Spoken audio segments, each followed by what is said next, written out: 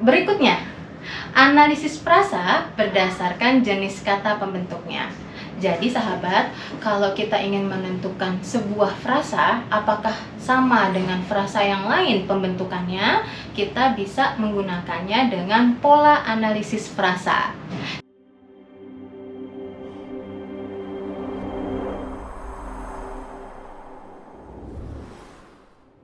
Contohnya, yang pertama, sepeda mini. Sepeda mini, jika kita analisis pembentukan katanya, sepeda itu berasal dari kata benda, mini berasal dari kata sifat. Sama dengan pola frasanya dengan mobil baru. Mobil adalah kata benda, baru adalah kata sifat. Contoh yang kedua, nasi goreng. Nasi adalah kata benda, goreng adalah kata kerja. Polanya akan sama dengan frasa benang jahit. Benang berupa kata benda, jahit berupa kata kerja. Dan yang ketiga, pola frasa tali tambang akan sama dengan pola kain tenun. Kenapa? Karena tali tambang, tali berasal dari kata benda, tambang berasal kata benda. Kain tenun sama halnya, kain berupa kata benda, tenun berupa kata benda. Berikut ini saya akan berikan info ke kalian beberapa potensi permintaan soal frasa dalam UTBK. Jadi nanti akan ada beberapa tipe pola soal yang akan ditampilkan dalam UTBK dan kalian harus bisa memahaminya. Yang pertama, menentukan jumlah frasa dalam sebuah kalimat. Yang kedua, menentukan bentuk frasa yang sama. Yang ketiga, menentukan frasa yang sesuai untuk mengisi kalimat yang rumpang. Kalimat yang rumpang itu apa? Kalimat yang rumpang itu kalimatnya akan ada bagian yang dikosongkan dan kalian akan diminta bagian yang kosong tersebut diisi dengan bentuk frasa yang sesuai. Yang keempat, mengubah frasa yang terdapat dalam sebuah kalimat dengan frasa yang sesuai. Maksudnya, dalam kalimat tersebut akan terdapat frasa yang sekiranya nggak cocok untuk diletakkan dalam kalimat tersebut. Nah, frasa yang nggak cocok itu nanti kalian akan diminta untuk menggantikannya dengan frasa yang sesuai. Berikut ini saya akan tampilkan beberapa latihan soal dan pembahasannya. Yang pertama, untuk latihan soal yang bersifat menentukan jumlah frasa dalam sebuah kalimat. Jadi, kalian diminta untuk menentukan berapa sih jumlah frasa yang terdapat dalam kalimat yang diminta dalam soal. Contoh, jumlah frasa yang terdapat dalam kalimat: seorang anak kecil sedang membeli ikan cupang di toko ikan hias pada sore hari adalah, oke, kalian bisa menentukan ya dengan cara mengucapkannya nih, ya. Kira-kira kalau kalian ucapkan, pasti akan dapat ya bahwa jawaban yang tepat adalah 5 frasa. Bagaimana pembahasannya? Mari kita simak. Pembahasan dari soal tersebut akan kita dapat dengan cara mengucapkannya dan menentukan batas-batasnya dengan cara menjedaknya. Seorang anak kecil sedang membeli ikan cupang di toko ikan hias pada sore hari. Yuk kita jeda. Seorang anak kecil sedang membeli ikan cupang di toko ikan hias pada sore hari. Seperti itu ya cara menjedaknya. Maka kita akan dapat pola garis-garisnya tersebut terdapat 5 garis. Sedangkan dalam setiap garis-garisnya terdiri atas kelompok kata. Jadi itu yang akan menentukan jumlah frasanya. Berarti kalimat tersebut memiliki 5 frasa. Latihan soal berikutnya yang kita ambil bersifat menentukan bentuk frasa yang sama. Oke, kita simak ya contoh soalnya. Gabungan kata yang setipe dengan meja plastik terdapat pada A. Kursi panjang, B. Dalam mimpi, C. Jeruk manis, D. Tepung beras, atau E. Kucing hitam. Oke, bisa kita lihat pembahasannya bahwa meja plastik merupakan meja yang terbuat dari plastik. Seperti itu kan?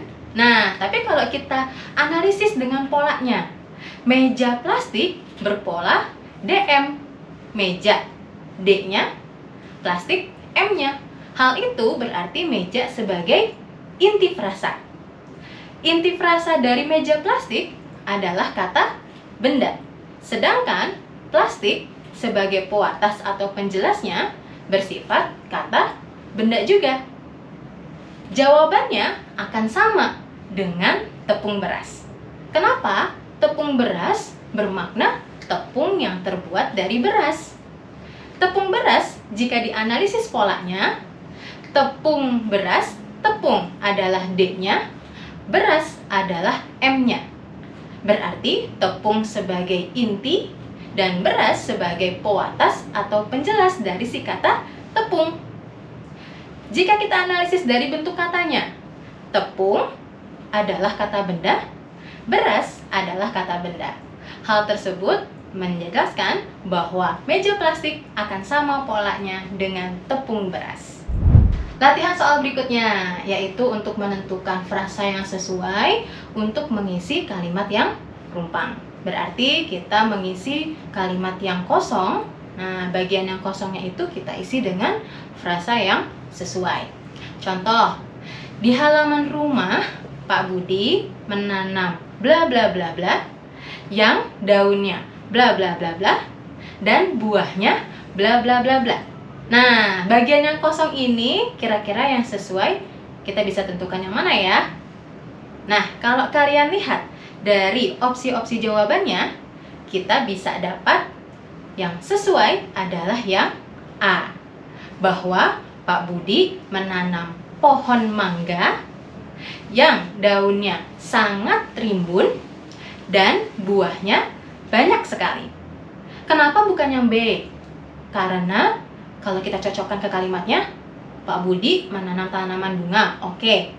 Tapi kita lihat setelahnya, yang daunnya amat banyak dan buahnya sangat lebat. Apakah cocok? Tidak cocok. Kenapa bukan yang C? Kita masukkan, Pak Budi menanam mangga Indramayu. Oke, cocok. Yang daunnya banyak sekali dan buahnya sangat mengenyangkan. Nah, kenapa tidak bisa cocok?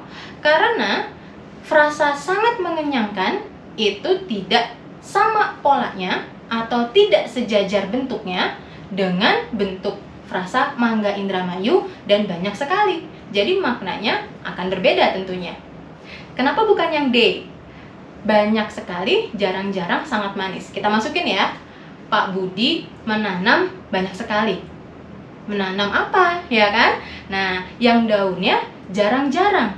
Jarang-jarang itu bukan frasa. Jarang-jarang itu adalah kata ulang. Sudah jelas berarti yang D itu adalah pilihan yang salah. Kenapa bukan yang E? Kalau yang E, kita masukkan lagi. Pak Budi menanam pohon padi.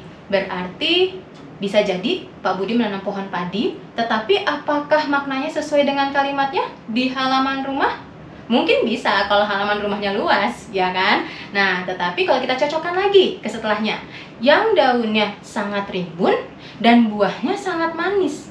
Loh, pohon padi buahnya sangat manis. Apakah cocok? Tentu tidak. Seperti itu penjelasannya.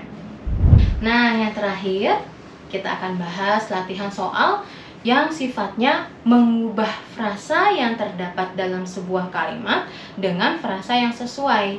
Maksudnya, berarti frasa dalam kalimat tersebut tidak cocok maknanya. Maka kita harus menggantinya dengan frasa yang cocok atau sesuai.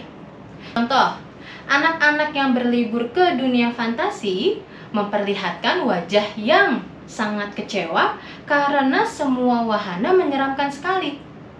Jika kita maknai atau kita logikakan, apakah anak-anak yang pergi ke dunia fantasi itu murung mukanya? Tidak ya, kebanyakan dari mereka pasti akan merasa senang. Nah, yuk kita cocokkan ke pilihan jawabannya. Pertanyaannya, perbaikan frasa yang tepat dalam kalimat tersebut adalah yang A, sangat bergembira, ingin dicoba. Kita masukkan ya ke dalam kalimatnya. Wajah yang sangat gembira karena semua wahana ingin dicoba. Apakah tepat? Seperti tidak sejajar ya antara sangat bergembira dengan ingin dicoba wahananya. Ya, oke, lanjut yang B, sangat gembira, menyenangkan sekali. Ke dunia fantasi memperlihatkan wajah yang sangat gembira karena semua wahana menyenangkan sekali.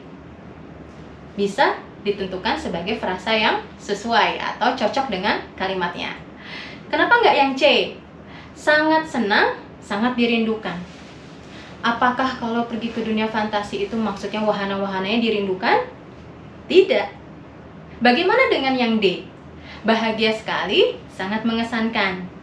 Anak-anak yang berlibur ke dunia fantasi memperlihatkan wajah yang bahagia sekali. Bisa jadi karena semua wahana sangat mengesankan. Bukan berarti sangat mengesankan ya, karena kalau mengesankan itu sifatnya yang berupa cerita, sedangkan di sini wahana berarti alat permainan, ya, tidak sesuai dengan frasanya. Kenapa bukan yang E? Sangat sedih, mengecewakan sekali. Apakah anak-anak yang berlibur ke dunia fantasi itu mukanya kecewa? Tidak, ya. Berarti jika kita masukkan ke dalam kalimatnya, memperlihatkan wajah yang sangat sedih karena semua wahana mengecewakan sekali. Tentu tidak cocok atau tidak sesuai dengan kalimatnya. Nah, itu dia tentang pembahasan frasa. Semoga pembahasan frasa ini dapat bermanfaat untuk kalian dalam mempersiapkan UTBK ataupun ujian mandiri PTN yang lain.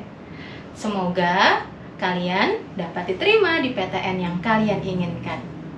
Ingat, jangan lupa untuk di-like, subscribe, dan komen. Terima kasih untuk pertemuan hari ini. Semoga kita bisa membahas materi-materi yang lain di channel YouTube lainnya. Terima kasih. Bye, sahabat Lavender. Salam Bahasa Indonesia terhebat.